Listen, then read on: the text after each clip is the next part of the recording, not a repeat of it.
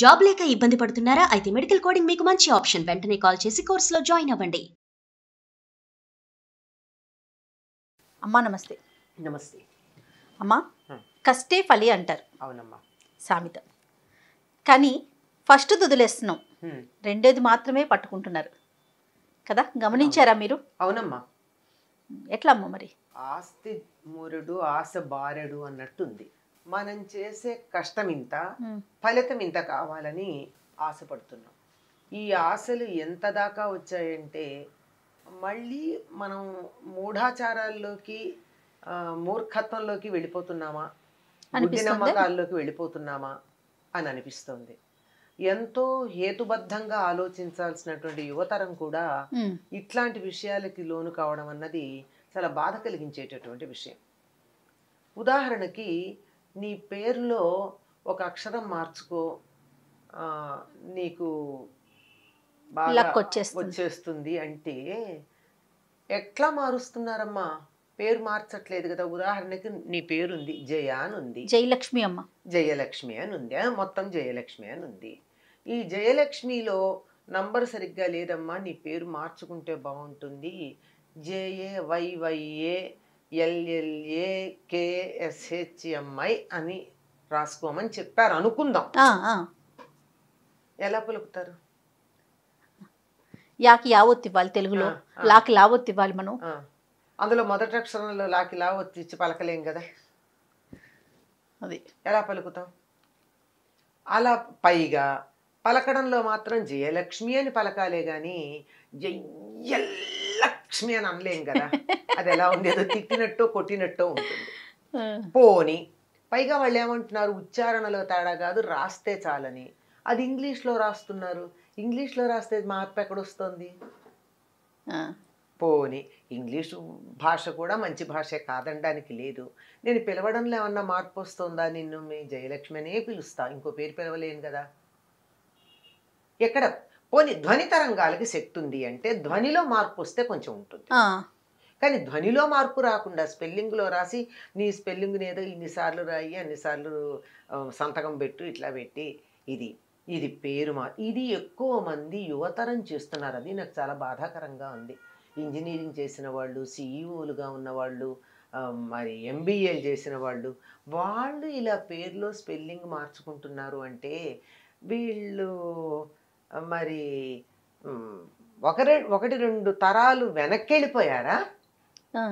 మూఢాచారాలు ఆధునిక యుగంలో ఉన్నవాళ్ళ వీళ్ళు హేతుబద్ధంగా ఆలోచిస్తున్నారా, శాస్త్రీయంగా ఆలోచిస్తున్నారా? అర్థం కాలేదు. అదే ఇలాంటివి. ఇదే కాదమ్మా, ఇది ఒక రకం. ఇంకా ఎన్నున్నాయి ఇట్లాంటివి. జీవితం అంతా ఇదే అయిపోయింది. ఏది ఇక్కడేదో ఈ కిటికీ ఇటు మార్చు, ఈ తలుపు ఇటు మార్చు. ఆ మారిస్తే లక్షలు వస్తాయో లేదో తెలియదు, కానీ ఇప్పుడు 1000 ఖర్చు అవుతాయి. ఇవాళ ఖర్చు అయ్యే 1000 నాకు కనపడతాయి, వచ్చే లక్షలు నా కంటికి కనపడవు. మరి మేబీ నా చూపు చిన్నదేమో, నాకు అర్థం కాదు. ఒకటి అలాగే ఈ బీరువా అటు మార్చు, ఆ బీరువా ఇటు మార్చు. ఇంట్లోకి గాలి వెలుతురు రెండు ధారాళంగా వచ్చేటట్టుగా ఉండాలి. కానీ ఇవన్నీ మార్చుకుని కొంతమంది ఇంతకుముందు ఒక ఆఫీస్కి వెళ్ళి చూస్తే ఇట్లా కూర్చున్న వాళ్ళు మళ్ళీ సారి వెళ్ళేటప్పటికి అటు కూర్చుని ఉంటారు. ఇటు ఎంట్రన్స్కి వీపు ఉంటుంది, వాళ్ళ వీపు చూసుకుంటూ లోపలికి వెడతాం మనం. ఏమిటండి అంటే వాస్తు ప్రకారం ఇక్కడ కూర్చుంటే నేను బాగా పనిచేస్తా అంట, అందుకని నేను నా పొజిషన్ మార్చుకున్నానండి. నువ్వు ఫిజికల్ పొజిషన్ మార్చావు కానీ నీ ప్రమోషన్ వచ్చే పొజిషన్ అయితే నువ్వు మార్చుకోలేకపోయావు. కొన్ని నమ్మాలి. వాస్తు శాస్త్రం ఉంది, వాస్తు లేదంటల్లా. వాస్తు అద్భుతమైనటువంటి శాస్త్రం. ఇప్పుడు చెప్తున్నది మనం ఏదైతే మాట్లాడుతున్నామో అది మనకి ఇబ్బందికరంగా ఉంటుంది. అవును. ఒక వాస్తు శాస్త్రంలో చెప్పింది ఏమిటంటే ఒక తరం వాళ్ళ ఇంట్లో ఆరోగ్యంగా ఆనందంగా గడిపాక ఒక తరం, తరువాత తరం వాళ్ళు దాన్ని మార్చక్కర్లేదు. తర్వాత ఎవరొచ్చి మీకు ఏ వాస్తు తేడా చెప్పినా ఒక తరం వాళ్ళందరూ ఉన్నారు. 4 ఆ రోజుల్లో 5-6 పిల్లలు ఉండేవారు. అందరూ ఏదో పెద్ద పెద్ద IAS ఆఫీసర్లు కాకపోయి ఉండొచ్చు, సుఖంగా పెళ్ళిళ్ళు చేసుకున్నారు, పిల్లల్ని కన్నారు, ఆనందంగా ఉన్నారు, అయిపోయింది. ఆ కొడుకు ఏదో ఇల్లు ఇచ్చారు, వాస్తు ప్రకారం ఇది బాగా లేదని మార్చుకుంటే అవసరం లేదు. అక్కర్లేదు అని చెప్తుంది శాస్త్రం. అది అది అవి చూడం మనం, ఆ, అవి చూడం. ఈ చిన్న చిన్నవే పట్టుకుంటాం. మనకి ఏది సౌకర్యంగా ఉందో అది పట్టుకుంటాం. ఆ. తులసి మొక్క ఏ ఇంట్లో ఏ పక్కన పెడితే లాభం, ఇది అడిగేవాళ్ళు ఉన్నారు. అంటే ఈశాన్యం వైపు పెట్టాలా అండి, వాయవ్యం వైపు పెట్టాలా అంటే దీనికో శాస్త్రం కూడా తయారైపోయింది. ఈశాన్యం వైపు పెడితే ఏదో ధనలాభం, అవునో కాదో నాకు తెలీదు, ఏదో ఇటువైపు పెడితే ఫలానా లాభం, అటువైపు పెడితే ఫలానా లాభం అని చెప్పేటటువంటి శాస్త్రం దీనికి తయారైంది. ఇవన్నీ షార్ట్ కట్స్తో లాభం పొందాలి అని, అంతేగాని కష్టపడదామని లేదు. ఈ షార్ట్ కట్స్ వల్ల వచ్చే ఫలితాలన్నీ షార్ట్ టర్మ్ ఫలితాలే, అంతే. అవి కూడా షార్ట్ టర్మే ఉంటాయి. అంటే ఉంటాయి. నీకు పూర్తిగా ఫలితం ఉండాలి అంటే చక్కగా సరైన మార్గంలో ఉండాలంతే. అదే అంటాను, ఇన్ని మార్చుకోమంటున్నారు. ఇప్పుడు పేరు మార్చుకో, స్పెల్లింగ్ మార్చుకో, ఇంటి కిటికీ మార్చు, తలుపు మార్చు, నువ్వు కూర్చునే పొజిషన్ మార్చు, సౌకర్యం కోసం మార్చుకోవడం వేరు. కొంతమంది చూడండి చాలా చక్కగా, మొన్న 10 రోజుల క్రితం పెడితే ఇంట్లో సోఫాలు అవి ఒక అరేంజ్మెంట్ ఉంటాయి, మళ్ళీ 10 రోజుల తర్వాత పెడితే వేరే అరేంజ్మెంట్ ఉంటాయి. ఎందుకంటే ఒకే రకంగా ఉంటే విసుగ్గా ఉందండి, అరేంజ్మెంట్ మార్చుకున్నామండి. అట్లా అందంగా ఒక అలంకరణ దృష్టితో, ఈస్థెటిక్ సెన్స్తో నీకు సౌకర్యంగా ఉండడానికి, లేదా ఇప్పుడు మా అబ్బాయి ఏదో ఇక్కడే కూర్చొని చదువుకుంటానన్నాడండి, వాడికి స్టడీ టేబుల్ వేయడం మళ్ళీ విత్ సర్దామండి, ఇంతవరకు బాగుంటుంది. దీనివల్ల ఏమిటంటే నేను కష్టపడకుండా, శ్రమ పడకుండా, నా వైపు నుంచి ఎటువంటి ప్రయత్నం లేకుండా ఏదో ఇంత లప్ప వచ్చి ఇక్కడ పడాలి, ఆకాశం నుంచి ఊడిపడాలి. నేను మందు వేసుకోకుండా నా ఆరోగ్యం బాగుపడాలి. నేను ఆహార నియమం పాటించను, అడ్డమైన చెత్త తింటా, ఇష్టం వచ్చినప్పుడు తింటా. కానీ నేను ఏదో మంత్రం వాళ్ళు ఎవరో చెప్తే 10 సార్లు చేస్తే నాకు బీపీ రాకూడదు. ఎట్లా కుదురుతుందమ్మా? ఉద్యోగాలు వచ్చేయాలి, పెళ్ళిళ్ళు అయిపోవాలి, తర్వాత పిల్లలకి పెద్ద పెద్ద సీట్లు రావాలి, వీసాలు వచ్చేయాలి. చిన్న చిన్న మార్పులతో ఈ చిన్న మార్పులతో ఎంత స్వార్థపరులం అమ్మా. ఎవరో అందిశ్రీ ఆయన రాశాడు, పావల అగరొత్తి వెలిగించి లక్షలు కావాలని కోరుకుంటాం మేమంతా మనుషులం అని మాట్లాడతాడు ఆయన. ఒక బేరమా? దేవుడికి పూజ చేయడం బేరం పెడుతున్నామా? కాదు కదా. ఇలా మనం ప్రయత్నం ఏమీ చేయకుండా, ఇంకోటి నాకు చాలా ఆశ్చర్యకరంగా అనిపిస్తుంది, మీకు ఈ లాభం కావాలంటే ఇలా దీపం పెట్టండి, మీకు ఈ లాభం కావాలంటే ఇలా దీపం పెట్టండి, ఏదో ఇంత ఉప్పు వేయండి, ఆ ఉప్పు మీద దీపం పెట్టండి, 3 ఒత్తులు వేయండి, పెరట్లో 2, వీధిలో 2 పెట్టండి, దేవుడి దగ్గర 2 దీపాలు పెట్టండి, 6 దీపాలు. 6 దీపాలకి అయ్యే నూనె ఒక నెలకు ఖర్చు వేయండి, ఖర్చు లెక్క వేయండి. నీకు ఇలా ప్రతిదీ, నీకు ఇన్ని దీపాలు పెట్టడానికి ఎంత సమయం వృధా చేస్తున్నావు అంటే, దీపం పెట్టద్దాం సార్, నీకు ఇష్టం ఉండి ఇల్లంతా దీపాలు పెట్టుకోవాలంటే ఇల్లంతా పెట్టుకో, కానీ ఏదో వస్తుందని అప్పు చేసి నూనె కొని పెడతావే, ఇది ఇక్కడ వచ్చింది తేడా. పోనీ అప్పు చేయకపోయినా ఏదో వస్తుందని పెడతారు కదా, ఏదో వస్తుంది పెడతావు అంటే, జీవితం అంతా నువ్వు ఈ దీపాలు పెట్టడానికి, ఒత్తులు తయారు చేయడానికి, ఆ కింద దాని అరేంజ్మెంట్స్ చేయడానికి, దీంతో అయిపోయాక నీకు జీవితంలో నువ్వు ఆనందంగా ఉండేది ఎప్పుడు వస్తుందో తెలియదు. ప్రస్తుతం అయితే నువ్వు లేవు ఆనందంగా కదా. అసలు ఉన్నదాంతో ఆనందంగా ఉండడం మొదలు పెడితే ఈ క్షణం నుంచి ఆనందం ఉందే. కరెక్టే కదమ్మా. నేను దీనికి చిన్న ఉదాహరణ చెప్తూ ఉంటాను, ఎప్పుడు చెప్తాను పిల్లలకు కానీ పెద్దలకు కానీ. కరెంటు పోయింది అదృష్టవశాత్తు, లేకపోతే మనమా ఎక్కడ చూస్తాం, కొన్ని సందర్భాల్లో అదృష్టమే అది. కరెంటు పోయింది, చక్కగా టీవీ కూడా ఆగిపోయింది, ఎంత బాగుంది, ఆరు బయటికి వెళ్ళి వెన్నెలు చూస్తాం, లేకపోతే చూస్తామా మనం? అందుకే అదృష్టవశాత్తు అన్నా. లేదండి వెన్నెల రాత్రులు కావు, నల్లని ఆకాశంలో నక్షత్రాలు అలా ఉంటే రత్నకంబళిలాగా అనిపించలేదా? ఒక్కసారి దాని వంక కన్నెత్తి చూడు, ఆ నక్షత్రాలు అలా కదులుతుంటే ఎంత ఆనందంగా ఉంది. అటువంటి చూసి ఆనందించటం అన్నది నీ మనసులో ఉండాలి, కానీ వెన్నెలనైనా ఆనందిస్తావు. చీకటి రాత్రుల్లో నక్షత్రాలున్న నల్లని పోని రత్నకంబళి వదిలే, నల్లని ఆడపిల్లలు మాట్లాడుకుంటున్నాం కదా, ఒక నల్లని వెల్వెట్ క్లాత్ మీద మీకు నచ్చిన మెటీరియల్ మీద నల్లని పట్టు అనుకుందాం, నల్లని పట్టు మీద చిన్న చిన్న తెల్లని జరి అలా చమక్ చమక్ మెరుస్తూ ఉండే చీరలాగా అనిపించలేదు ఆకాశం చూస్తే? మనసు ముఖ్యం. మనసు ముఖ్యం. అంటే ఆనందించటం అన్నది ఎంత ఉన్నా ఉండదు, మన మనస్సును బట్టే ఉంటుంది. పట్టుపరుపుల మీద పడుకుంటే నిద్ర పట్టని వాళ్ళు ఉన్నారు. అవును. కటిక నేల మీద హాయిగా నిద్ర, అమ్మయ్య ఆహా భలేగా నిద్రపోయాను, ఎంత హాయిగా ఉందో తేలిగ్గా ఉందనే వాళ్ళు ఉన్నారు. ఇది మానసిక స్థితి మీద ఉంది. ఇది మార్చుకుంటే అనుక్షణం ఆనందమే. అది లేక నేను కష్టపడను, నీ ఆరోగ్యానికి అనుసరించిన ఆహారం తీసుకోవచ్చు కదా, ఎప్పుడు పడితే అప్పుడు ఏది పడితే అది, ఏ చెత్త పడితే అది జిహ్వచాపల్యంతో మింగేసి ఆరోగ్యం ఉండమంటే ఎట్లా ఉంటుంది? దానికి కూడా ఒక సమయం ఉంది కదా, ఓ పద్ధతి ఉంది కదా. యుక్తాహార విహారస్య, సరైన ఆహారం, సరైనటువంటి పని చెయ్యి. ఇది చెయ్యమని చెప్పేటటువంటి వాళ్ళు మనకి ఎవరున్నారు? ఎంతసేపు ఈ రంగు రాయి పెట్టుకో, ఈ ఉంగరం పెట్టుకో,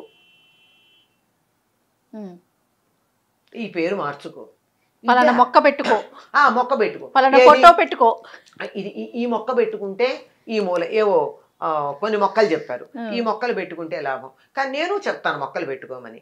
ఏవి ఆక్సిజన్ బాగా ఇచ్చే మొక్కలు కొన్ని ఉన్నాయి, అవి పెట్టుకోండి. ఏదో స్పైడర్ ప్లాంట్ అంటారు దాన్ని, అదొకటి ఎంత ఆక్సిజన్ ఇస్తుందో.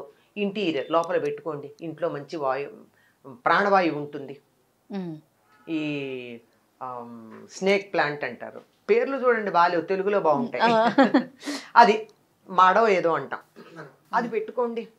మనీ ప్లాంట్ అన్నారు, ఇది ఒకటే పేరు బాగుంది, అది పెట్టుకోండి. అవును, ఇంకా ఒక 5 6 ఉన్నాయమ్మా. మనం ఇంట్లో పెట్టుకుంటే కూడా వారానికి ఒకసారి బయట పెట్టి లోపల పెట్టుకుంటే సరిపోతుంది, మంచి ఆక్సిజన్ వాయువు ఉంటుంది, ఆక్సిజన్ ఉంటుంది. ఇది పెట్టుకోండి అని చెప్తాం కానీ దీన్ని ఈ మూల పెట్టు, ఆ మూల పెట్టు. మీరు అన్నట్లు పైనుంచి ఏదో పడిపోతుంది. ఏది పడిపోతుంది? ఏం పడిపోతుంది? ఏమీ పడదు, ఆరోగ్యం చెడుతుంది. ఇప్పుడు కూడా సుఖపడకపోవడం ఉంటుంది, ఇప్పుడు కూడా కష్టపడటమే ఉంది. ఆ పడటం, కష్టపడటమే, ఏం పడతాం? హాయిగా ప్రయత్నం చేయండి. మీకు ఏదన్నా కావాలంటే ప్రయత్నం చేయండి. ప్రయత్నం చేసి ఆ ప్రయత్నం ఫలిస్తే వచ్చేటప్పుడు ఉండేటటువంటి ఆనందం చాలా బాగుంటుంది. అప్పుడు సెరిటోనినో ఏదో ఒక హార్మోన్ బయలుదేరుతుందట మనలో, ఆ హార్మోన్ వల్ల ఆనందం వస్తుందట. ప్రయత్నం వల్ల చేసినప్పుడు ఆనందం ఎందుకు వస్తున్న దానికి కూడా మనకి శాస్త్రీయంగా చాలా మంచి కారణాలు చెప్పారు. అవును, చేత ప్రయత్నాలు చేయండి. ఎప్పుడు పూజలు మానమని లేదే, పూజ చేయండి. ఎందుకు చెయ్యాలి? చేతులు ఇచ్చాడు, చెయ్యండి. నోరిచ్చాడు, 2 మాటలు మాట్లాడండి దేవుడి గురించి. కళ్ళు ఇచ్చాడు, చాలా అందంగా అలంకరించి చూసి ఆనందించండి. చెవి ఇచ్చాడు, వినగలుగుతున్నాం కదా, 2 స్తుతులు వినండి.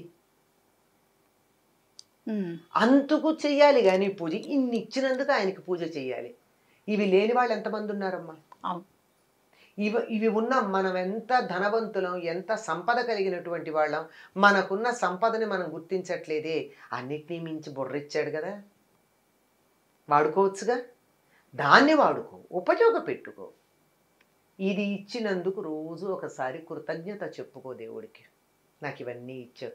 We are haves, we are not have nots. డబ్బు కాదు ఇక్కడ, కన్ను, ముక్కు, చెవి, నోరు, బుర్ర, బుద్ధి, చెయ్యి, కాలు, ఎన్ని ఇచ్చాడు మనకి. ఆరోగ్యం, ఉండడానికో ఇల్లు, ఇవన్నీ ఇచ్చాడు. అందుకని ఒకసారి దండం పెట్టుకో. ఏమవుతుందో తెలుసా? అలా దైవానికి ఇచ్చిన వాటి కృతజ్ఞతతో నమస్కారం చేసుకుంటే మనకొచ్చే పరిస్థితుల్ని ఎదుర్కోగలిగినటువంటి ధైర్యం వస్తుంది. అది కావాలి. అంతేగాని నాకు కష్టమే రావద్దనుకుంటే, చీకటి పడకపోతే వెలుగు విలువ ఎలా తెలుస్తుంది? పురిటి నొప్పులు పడకపోతే బిడ్డ నవ్వు చూసే అదృష్టం ఎక్కడుంటుంది? అంతే కదమ్మా, కదా. ఆ పురిటి నొప్పులు పడాలి, తప్పదు. కాకపోతే ప్రాణాంతకంగా కాకుండా ఉండడానికి భగవంతుడు అనుగ్రహం అంతే అంతే. అంతేగాని షార్ట్ కట్స్లోనా ఇవన్నీ మనం కావాలనుకునేది? మీరు అన్నట్లుగా యువత కూడా బాగా, యువతే ఎక్కువ మూర్ఖులుగా తయారయ్యారు. నేను బాధపడుతున్నది అక్కడే. ఇప్పుడు నా తరం వాళ్ళు ఏదన్నా ఉంటే పోనీ ఎప్పటి వాళ్ళు అని అనుకుంటాం, ఇంకా మేమే కొంత ఆధునికంగా మాట్లాడుతున్నాం ఈనాటి యువతరం కన్నా. ఎట్లమ్మా మరి మార్పు తీసుకురావాలంటే? మార్పు తీసుకురావాలంటే వాస్తవం చెప్పాలమ్మా వాళ్ళకి. వాస్తవం తెలియాలి. తెలియాలి. చెప్పేవాళ్ళు లేరు. ఈ మత్తులో ముంచేసే వాళ్ళు ఎక్కువైపోయారు. డ్రగ్స్ కన్నా ఎక్కువ మత్తుగా అయిపోయింది ఇలాంటి మాటలు. నువ్వు పేరు మార్చుకో, తెల్లారేటప్పటికి నీకు ప్రమోషన్ వస్తుందంటే, స్పెల్లింగ్ మార్చుకోమంటే. మరి నిజంగా ప్రమోషన్ మీద ఆశ ఉండడంలో తప్పు లేదు, కానీ పేరు మార్చుకోవడం వల్ల కాదు కదా. నువ్వు కష్టపడి పని చేయడం వల్ల అన్న సంగతి చెప్పాలి వాళ్ళకి. ఆ పని చేసే తత్వాన్ని నేర్పించాలి. అసలు వర్క్ కల్చర్ అనేది నేర్పించాలి. కృషి అన్నది నేర్పించాలి. కృషితో నాస్తి దుర్భిక్షం అన్నారు. కృషి అన్నటువంటి మాటకి మనము ప్రయత్నం చేయడం అంటాం. సంస్కృతంలో కృషి అన్న మాటకి వ్యవసాయం అని అర్థం, అగ్రికల్చర్. చెయ్యండి, ప్రయత్నం చేయండి. ప్రయత్నం చేస్తే వచ్చింది ఇంత ఫలితమైన ఆనందంగా ఉంటుంది. పరమానందంగా ఉంటుంది.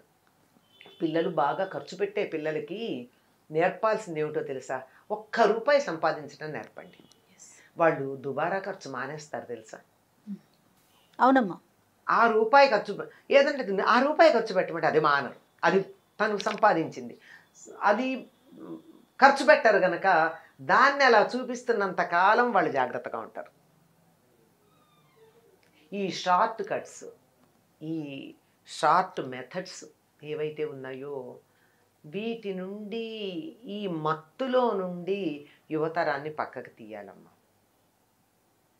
ఈ ఇంట్లో ఉన్న పరిస్థితులు వాస్తు మార్చుకోవడం, అక్షరాలు మార్చుకోవడం, రకరకాలైనటువంటి మంత్రాలు చేయడం, తంత్రాలు చేయడం, తాయెత్తులు కట్టుకోవడం, వీటన్నింటికి ఖర్చు పెట్టేటటువంటి సమయం పనిచేయడానికి ఖర్చు పెడితే సరిపోతుంది కదా. అంతే. ఫలితం కొంచెం లేట్ అవ్వచ్చు. మా నాన్నగారు అంటూ ఉండేవారు, మా చిన్నతనంలో కాపీలు రాయడం అనేది బాగా అలవాటు ఉండేది పిల్లలు. ఇప్పుడు పాపం పిల్లలకి అంత ఓపిక కూడా లేదమ్మా. నేను రాయించుతాను మా పాపతో ఇప్పటికీ. అది కాదు, పరీక్షల్లో కాపీ రాయడం. ఆ పరీక్షల్లో కాపీ రాయడం అన్నది ఇంత కాగితం మీద చాలా జాగ్రత్తగా కష్టపడి క్వశ్చన్ అంతా రాసేవారు, ఆన్సర్ అంతా రాసేవారు. మా నాన్నగారు అనేవారు, ఒరేయ్ ఇది రాయడానికి ఎంత శ్రమ పడ్డావో ఆ శ్రమ చదవడానికి పెడితే వచ్చేసేది కదరా నీకు అని. కదా? అవును. ఇంత కష్టపడితే ఏమొస్తుంది? భయం, టీచర్ చూస్తారేమో. ఇది దీనికి రామకృష్ణ పరమహంస జీవితంలో ఒక చిన్న కథ కూడా చెప్తారు. ఒక ఆయన, నేను చాలా కష్టపడ్డాను, ఏదో యోగ సాధన చేశాను, అది ఇది అంటాడు. ఏమిటంటే నేను నీళ్లల్లో తేల్తాను అన్నాడు. ఎన్ని సంవత్సరాలు అంటే ఏదో చాలా సంవత్సరాలు చెప్తాడు. ఈయన చూస్తూ ఉండగా అలా నీళ్ల మీద తేలి ఇటు నుంచట గంగ నుంచట ఒడ్డుని ఇటు నుంచట వెళ్ళాడు. పరమహంస కాదు, అవతల యోగ సాధన చేసి రామకృష్ణ పరమహంస పావలా ఇచ్చి గంగ దాటాడు. దాటి అన్నాడు, నేను పావలాతో చేసినటువంటి పనికి నువ్వు ఇన్నేళ్ళు యోగ సాధన వృధా చేసావన్నాడు. చూడండి ఎంత తేలిగ్గా చెప్పాడు. అవును. ఇవ్వెందుకండి? ఇవ్వా అసలైంది భగవంతుణ్ణి కోరుకోవాల్సింది వేరే ఉంది.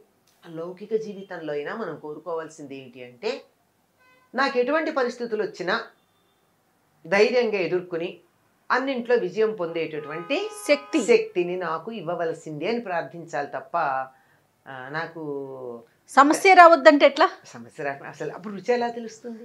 తెలియదు కదా. ఆకలేస్తే కదమ్మా అన్నం రుచి తెలుస్తుంది. అదే ఖచ్చితంగా అమ్మా, ఖచ్చితంగా యువతకి తప్పనిసరిగా తెలియచేయాల్సిన విషయాలు, కల్చర్ అన్నది నేర్పాలి.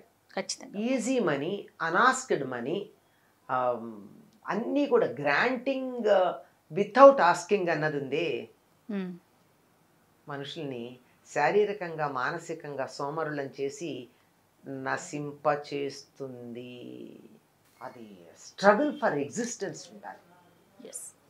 అది లేకపోయా అందువల్ల ఇవన్నీ మత్తులో ముంచేసి నాశనం చేసేస్తున్నాయి. ఇవి లేవు అనటం లేదు, వాటి వల్ల ప్రయోజనం లేదని చెప్పటల్లా, ఉన్నాయి. కానీ ఇలా కాదు, వాడే పద్ధతిలో వాడాలి. రైట్ అమ్మా. నమస్తే. నమస్తే.